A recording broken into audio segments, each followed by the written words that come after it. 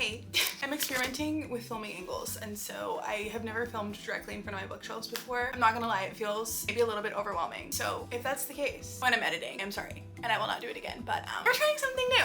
So it's hot outside today. I literally just turned off the AC to start filming and I'm already getting warm. So I might be having to pause to take breaks here and there. PSA. Anyways, hey, welcome or welcome back to my channel. I'm Mick, and welcome to the mid-year book tag. I did one of these last year, and I actually went to look at it before I started this just to see like where I was at this time last year, because I'm pretty sure I am like significantly behind where I was this time last year. Let's take a little peek. Let's do a little check-in. Hi, my name is Mick, and welcome to my mid-year book tag. I have read 44 books so far this year, and I'm very excited to talk about them, but I have a lot of time, so I'm trying to do this kind of okay. Yeah, so I'm exactly halfway. I have read exactly half as many books right now as I had at this time last year. That's crazy. That's actually so wild. I have only read 22 books so far this year, which, to be fair, I do think I'm being a little more intentional with my reading this year. I wasn't doing that so much like in the very beginning of this year, but more recently, like in the last couple of months, I have really prioritized tackling books that sound really exciting to me, that I feel like I'm really gonna love, that I maybe have been putting off because I'm afraid I'm gonna love. I've been like forcing myself to read those because that's really dumb to be putting off books that I think I'm gonna love. I don't know what was happening in my brain. I was like doing that. I don't know, but I think I fixed that mindset for the most part. I'm actually like more excited about those books, and it's more like I get overwhelmed at the idea of having to pick from them, and less so that I don't want to read them. I don't really know what was happening there. Anyways, but to have only read half as many as I had at this time last year, that's kind of crazy. I knew I was behind on my reading goal for the year, but that is a jarring statistic. I'm not gonna lie. Well, now that we know that, I guess there's nothing to do but move forward. I will say, I do think that I've been doing a very bad job of falling into just doom scrolling, particularly before I go to bed. I will spend upwards of an hour just sitting on my phone, either scrolling on TikTok or Instagram, and just feeling like a pit of dread and anxiety build in my stomach until I feel ready to go to bed, instead of letting myself read. So I've decided to make a little mid-year goals list for myself that includes making an effort to do more reading before bed. So hopefully we will get these numbers up, and I will have more than just 22 books to pull from for the answers for my end of year wrap up situation 6 months from now. But regardless, I actually have quite a few books that I'm really excited to talk about sitting in front of me right now. So we're gonna move on from the realization that my numbers are lower than I'd like them to be, and we're just kind of resetting and looking forward and being optimistic about what I can do with the 6 months ahead. So anyways, without further ado, let's go ahead and get started. I love that the best question is the first question. This is genuinely the question that I care about the most because I love seeing everyone's answers to this. It's the question that I write down everyone's answer to, and I love seeing how it changes by the end of the year. And I'm really curious to see if mine will change because, to be honest, I think that this book fundamentally changed who I am as a person. I will be very curious to see if it can be topped. So, question number one is best book you've read so far in 2025. And for me, completely out of left field, we have a nonfiction book, and that is The Anthropocene Reviewed by John Green. I have been hearing about this book like just in the periphery of my life for years. It came out in 2021, and for some reason I always just had a feeling that I would love it. Like, I have always been a fan of John Green to a certain extent. I haven't read that many of his books, but the books of his that I have read have really resonated with me in different ways at different points in my life. I read Turtles All the Way Down for the first time last year, 2 years ago, and even though I am not a young adult and I am not personally impacted by certain themes in the book, I really loved it, specifically because I could see why it would work so well for other people. I just think that he has such a specific voice and such a specific perspective as an author, and I think it works so incredibly well in this book, like so incredibly well. Essentially, if you're unfamiliar with The Anthropocene Reviewed by John Green, this is an essay collection, which I know, please don't be alarmed, okay? I find myself shocked as well that I would be telling you that the best book I've read so far in 2025 is an essay collection. This is completely outside of the norm for me. I actually think that this is one of 2 essay collections I've read in my entire adult life, actually my entire life as a whole. But essentially, for some reason, I have a very difficult time condensing the concept of this book into one sentence. Like, what I say when I explain it doesn't make sense, so I'm just gonna very quickly read you the summary to condense it in a concise way. Anthropocene is the current geologic age in which humans have profoundly reshaped the planet and its biodiversity. In this remarkable symphony of essays, best-selling author John Green reviews different facets of the human-centered planet on a 5-star scale, from the QWERTY keyboard and sunsets to Canada geese and penguins of Madagascar. Funny, complex, and rich with detail, the reviews chart the contradictions of contemporary humanity. John Green's gift for storytelling shines throughout this masterful collection. The Anthropocene Reviewed is an open-hearted exploration of the paths we forge and an unironic celebration of falling in love with the world. It's boiled down to essays on a human-centered planet in which he writes about a certain topic in each essay, which he weaves together with some sort of anecdote from his life. He does it so masterfully, which, are we surprised? No. And then he wraps it all up together in a perfect little bow at the end and rates that thing on a scale of 1 to 5 stars, basically reviewing it. And the concept shouldn't make sense, it shouldn't work, and yet it does. And it affected me so profoundly. I truly don't know how to put into words why or how it works so well. And I think what's really cool is the way that I've seen it ripple like throughout my life as well after, because I went ahead and recommended it to multiple people after I read it, and then I watched those people recommend it to other people, and like I watched it ripple out across my Goodreads as well, because like I watched those people like other people's reviews that they had recommended it to, and each person like gave it 5 stars, and it's really truly just such a cool thing to watch so many people be impacted by it. And that's not to say that everyone will be, and that everyone has to love it and everyone will love it, but it's just really, really cool to see that it does resonate with so many people and so many people do love it. Because I think what made it such an incredible experience for me is that it is an incredibly hopeful piece of work that really causes you to pause and think about your place in the world and think about what you mean to other people and what other people mean to you and what we mean to the world and what the world means to you. And I just was really, really moved by a lot of the essays in this. And also some of them are like basically just informative. Like some of them are more just like he's teaching you something, which also I found interesting and I was like riveted by as well, because John Green has been a part of my life since like Crash Course in high school. So anyways, all that to say, overall incredible reading experience, 5 stars all around, even though I don't usually rate nonfiction because I find it hard to rate it on the same scale as like fiction. Best book I've read so far this year, like beyond a shadow of a doubt. If something can surpass this, I will be shocked, but I guess we'll see. I would highly recommend at the very least reading the introduction of this book and the audiobook experience of this. Incredible. 5 stars. All right, the next question is worst book you've read so far in 2025. I'm not gonna give very much time to this at all, but I think I've only DNF'd 1 book so far this year. I went ahead and DNF'd romantic comedy in May. I don't typically DNF books, but I've decided that I want to do it more because I think it's kind of a waste of time and energy to force myself to finish a book I'm not enjoying just to give it a low rating. Because first of all, there's one thing that I have realized over the course of the last couple of years of me starting and stopping my own writing projects, it's that writing a book is incredibly difficult. And so for me to waste a lot of time and energy just to sit there and like harp on how much I didn't like a project, a book that took somebody a lot of time, that's just like not worth my energy. You know what I mean? That being said, I just really didn't click with the writing style of this, I think. I also just think the way that this is marketed, like romantic comedy writer meeting a charismatic, gorgeous male pop star and then really hitting it off and flipping the hot male celebrities don't date unconventionally attractive women thing on its head. Like that being this book's whole shtick actively works against it, because that's not what this is in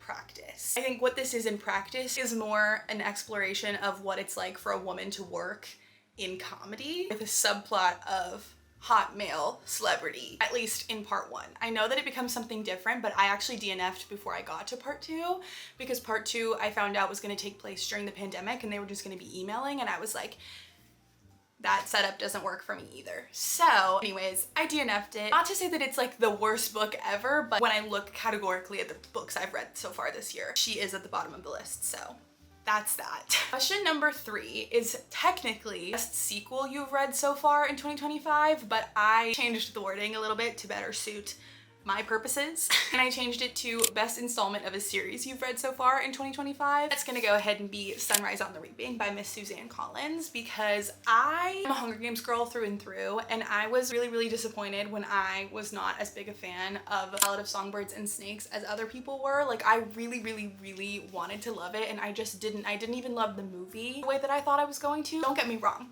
Okay, the scene of Miss Rachel Zegler singing in the arena, yeah, okay, yeah, that part got me. But overall, that story just did not hit for me, and I don't know if it's just because Elena Snow as a character is just not super intriguing to me, at least the way that he was like expanded upon in that book. I have like tried to unpack it on multiple different occasions, and I cannot parse through why it doesn't work for me, but it doesn't. So I was really, really excited when I learned that this was gonna be Hamish's book, but I was also really nervous. This was gonna be another one where I ended up just like a little bit underwhelmed Did I perhaps give this 5 stars because of how happy I was that I really, really enjoyed it when I thought I wasn't going to?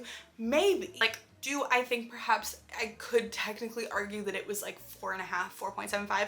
Maybe. However, in my heart of hearts, this is a 5 star, okay? Hamish Abernathy, you will always be famous, first of all. Second of all, the way that Suzanne Collins only speaks when she has something to say, yeah. The fact that this adds so many layers to the later installments in the series, that's what a prequel should do, okay? That's what a prequel should do. I love what it does in terms of future character relationships, like the dynamics. I'm a fan service all you want. I don't care. It works for me and I ate it up. I was sobbing like a little baby. The movie theater employees are scared because of how sad I am. Like, I'm already sitting in the theater. That's how sad I am. So I'll be there on opening night, quite frankly. I probably would have watched the series anyways because I read the book back in the day, but I specifically started the We Were Liars TV show because I wanted to see the actor that's gonna be playing Hamish in action, and I like him. So yeah, that's that. Next question is new release you haven't read yet but want to. I'm not gonna talk at length about this because I feel like I've already mentioned these a couple of times on a couple of different platforms and videos and whatnot, but I really want to read My Friends by Frederick Bachman because, as we all know, I love Frederick Bachman, and I just feel like I've started to see quotes from My Friends floating around here and there. I'm unprepared, and I have a feeling I will be annotating the shit out of that one. So one thing Frederick Bachman's gonna do is he's gonna have some banger one-liners. I don't know why I said it like that. I kind of regret saying that, but I stand by it because it's true. Anyways, I'm really prepared to be annotating My Friends, but that does mean that I want it in paperback, not hardcover. So I'm like really fighting my inner demons at present, and I'm like, do I wait until it comes out in paperback next year, or whenever that would be, like 6 or 8 months from now? I don't know. Similarly, I really want to read Atmosphere by Taylor Jenkins Reid. I also just don't really want it in hardcover. I don't know what it is, but specifically this year, I have been really straying away from hardcovers. I've never liked reading hardcovers physically, and more so like when I'm buying books, like I would so much rather buy a tall paperback. Like, look how nice that is. I don't mind a hardcover, don't get me wrong. Like, I'm not adamantly against them. In fact, I actually really like the way like all different kinds of books look on my shelf. Like, I love the way that this looks basically like a bookstore. But for some reason, specifically this year, I have just been really turned off by the idea of me personally buying myself hardcover books. Like, when a new release comes out, I'm actively fighting against buying the hardcover book. Like, I love M. Release Day. I was dreading going to the store to buy Big Beautiful Life in hardcover because I didn't want the hardcover. I did though. Anyways, all that to say, I would love to read Atmosphere like immediately because I have a feeling that that will be a 5 star for me. Like, I've listened to a few people talk about it and I just have a feeling like it will resonate with me deeply. So I want to read that like now. Yeah. All right, the next 2 questions actually go hand in hand. So first of all, we have biggest surprise of the year, and that is When the Wolf Comes Home by Nat Cassidy, which is actually a horror novel that I had not heard of before. One of my friends just asked me if I wanted to come with her to this author event that he was hosting in person at our local bookstore, and she asked if I would read it before coming with her to the event, and I was like, yeah, sure, of course, even though up to that point I hadn't read that much horror, and honestly, I don't usually reach for horror, like ever. And I don't know what I was expecting out of this, but it genuinely wasn't much, especially because I had never really heard of this author before. This was a new release, so there were no reviews on the book at all, really, except for like a couple of like ARC reviews. Like, I feel like there were like a couple hundred, and I think my expectations were incredibly low. Like, I was thinking that I wasn't gonna enjoy myself at all. Guys, this is a 5-star read. Like, I actually haven't talked about this, I don't think, really anywhere except for maybe like one TikTok. This was 5 stars. I had such a good time with this, which I think I just was genuinely not expecting at all. The way that it's described on the back, it says, Nat Cassidy returns with When the Wolf Comes Home, an unabashed, adrenaline-fueled pop horror thriller where the darkest fears can become reality. One night, Jess, a struggling actress, finds a 5-year-old runaway hiding in the bushes outside her apartment. After a violent, bloody encounter with the boy's father, she and the boy find themselves running for their lives. As they attempt to evade the boy's increasingly desperate father, horrifying incidents of butchery follow them. First, Jess thinks she understands what they're up against, but she's about to learn that there's more to these surreal and grisly events than she ever could have imagined, and that when the wolf finally comes home, no one will be spared.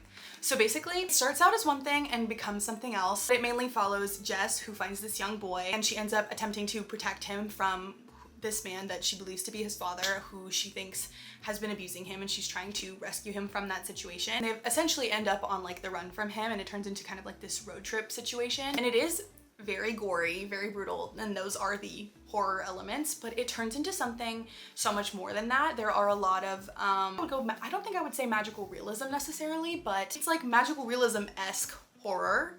Definitely leans more horror. Like, it is very gruesome, very grisly, very gory, but it is like a pop thriller, adrenaline vibes. And I can't say why because that would be very spoilery, but just know it's a very interesting concept and there's a lot of heart to it, which I think is what really surprised me. I was not expecting it at all. And I also just like Nat Cassidy's writing style is really, really interesting and really, really good. Like, I was really impressed with a lot of the choices that he made. I thought the characters were really well fleshed out. I really liked Jess as the main character, and I really liked the little boy as well. I don't know, there was just so much about it that was so interesting and so good. I cried multiple times, which I was like, what's happening? I will say a lot of it reminded me very much of Stephen King. I've only read one Stephen King before, but there were parts of it where I was like, wow, this feels like Stephen King if Stephen King were writing like a pop thriller situation. And then part two of this question being favorite new author, debut or new to you, and this is a new to me author. It's Nat Cassidy, because then we went to the author event and we got to hear him speak about the book and his influences, etc. And he's a huge Stephen King fan, and he said that he's read like everything he's ever written and he's a huge influence of his, and I was like, okay, that makes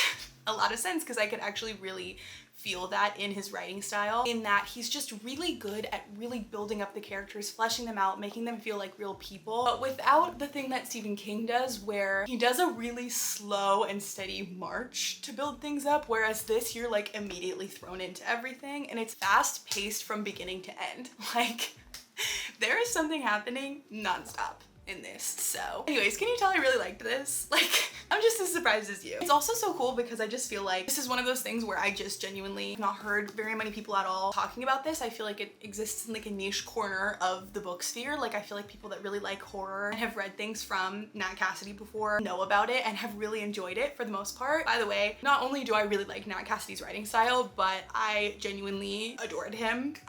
He was so cute and so sweet and so charming. Instead of doing a reading from this book at this other event that we saw him at, he did a little song, which you're probably like, oh no, which yeah, when he walked out with his guitar, that actually is how I was feeling at first. I got a little scared because I didn't know what his vibe was, obviously, because I didn't know anything about him. I got really scared, not gonna lie to you guys.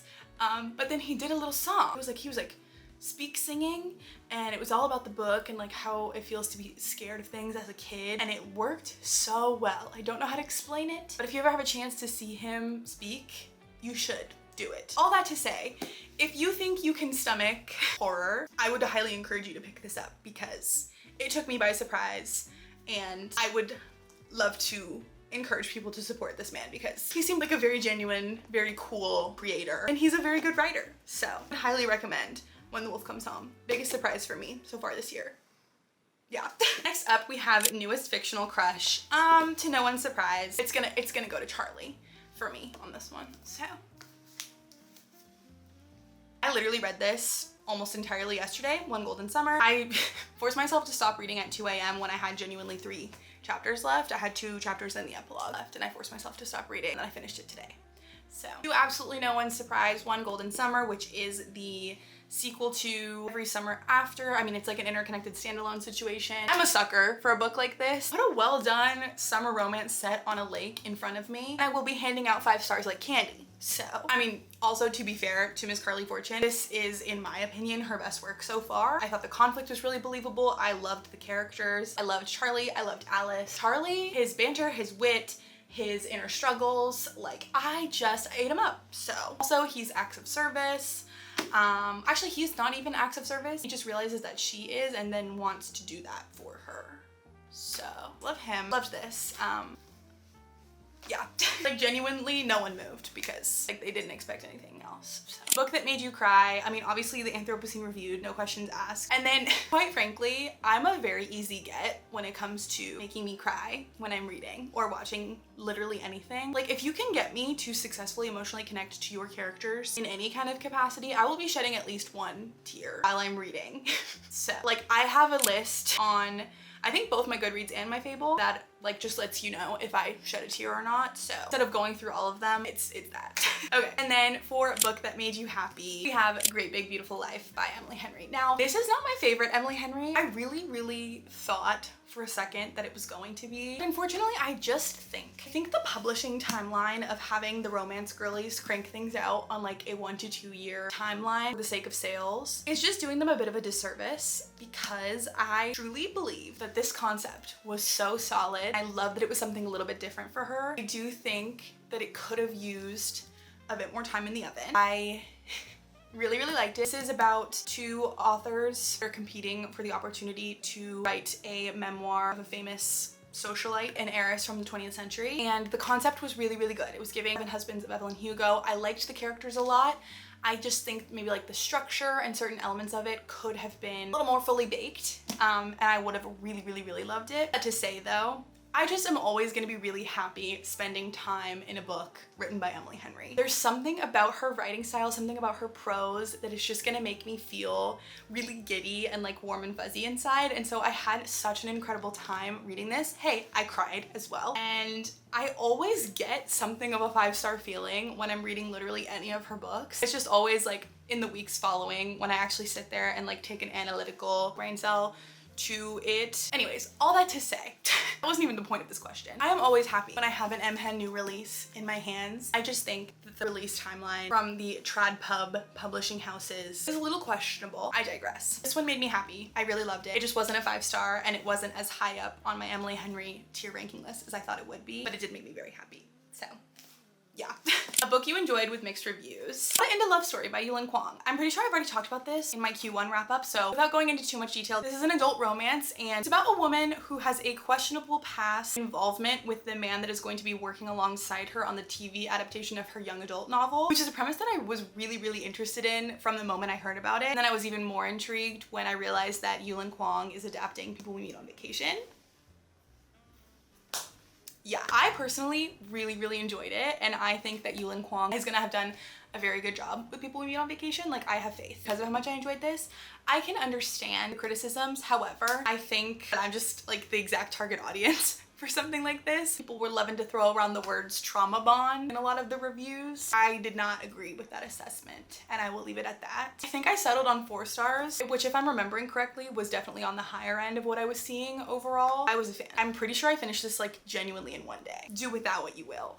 Most beautiful book you've bought so far this year or received. I mean, One Golden Summer obviously, but I've talked at length about how pretty I think that cover and all of those covers are. If you can make a cover look like art in any way, shape, or form, I'm gonna think it's stunning. And so in that same vein, I actually haven't bought that many books genuinely at all this year, but I just bought this book, The Good People by Hannah Kent, and it looks like a watercolor situation, and I think it's genuinely so gorgeous. This is all you need to do to get me. Like, if it looks like a piece of art, I will give you my money. Like, are you kidding? I knew next to nothing about this. I read this pull quote on the front and I saw the watercolor and I said, yep, I'll be buying that. So anyways, next up we have what books do you need to read by the end of the year? I mean, I really would like to finish my 25 in 2025 list. I'm gonna try and start cranking out as many of those as possible over the next couple of months. Like, whenever I can, I'm gonna be picking up something from that list. So from my 25 in 2025 list, I still have to read We Used to Live Here, A Love Song for Ricky Wilde, The Nightingale, Lovely War, Just Last Night,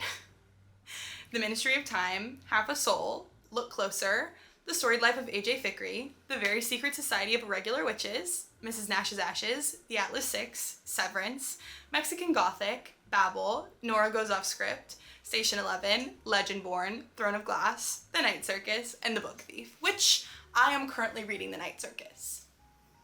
With that being said, I know that's already a lot of books, okay? I know that. However, I am feeling very excited by the idea of really attempting to push myself and read as many books as possible that exist outside of my current frame of knowledge, because I just feel like there are so many books out there that I don't even know that exist, okay? Like, I feel like reading When the Wolf Comes Home, first of all, really opened my eyes to that, and then I also just feel like more and more I'm getting really burnt out by trying to keep up with reading all the same books as everybody else, and also just consuming content about the same books over and over again, if that makes sense. I really am feeling just like invigorated by the idea of like reading books outside of the book talk and booktube sphere. So I think that for the second half of 2025, wherever possible, obviously I'm gonna make an effort to be reading the books that I already own, because I don't need to be going out and like buying a bunch of new books. That's not that's not what we're trying to do here. And I would like to be, you know, tackling the lists I've already made for myself, because that would be silly for me to like just throw those out the window. However, wherever possible, I really want to push myself to pick up books that I kind of know nothing about. Because I think that's really, really fun to go into things blind and without preconceived notions. Yeah, I have a couple of ideas for video concepts that kind of require me to do that, and I'm feeling really excited about that. So we'll see, but that's my hope. I know that you can only read so many books in a year, but I want the books that I read in a year to be as diverse as possible, even just in terms of like where I'm sourcing them from in comparison to like the people around me. You know what I mean? Like, I think it's fun to be able to discuss them with the people around me, even just like fellow booktubers and book talkers. Like, that's so fun to be able to discuss them with my friends. But I think also having books under my belt that other people haven't heard of and being able to like recommend things that people haven't heard of is also really fun. So that's my goal moving forward. I don't know if that made sense. I hope it did. I think it probably did. Anyways, okay, next up we have series you want to finish before the end of the year. I'm actually not in the middle of very many series, but I would very much like to read the winners from the Beartown series, because I would love to finish that. I'm pretty sure I said this last year and I still haven't, so that is highest priority. And then I would love to read Two Twisted Crowns and finish out the Shepherd King duology. I know that there's a couple like series that I should wrap up, but there's not very many, so those two are definitely top of the list. And then lastly, we have 5-star predictions for the rest of the year. I'm gonna rattle them off really quickly.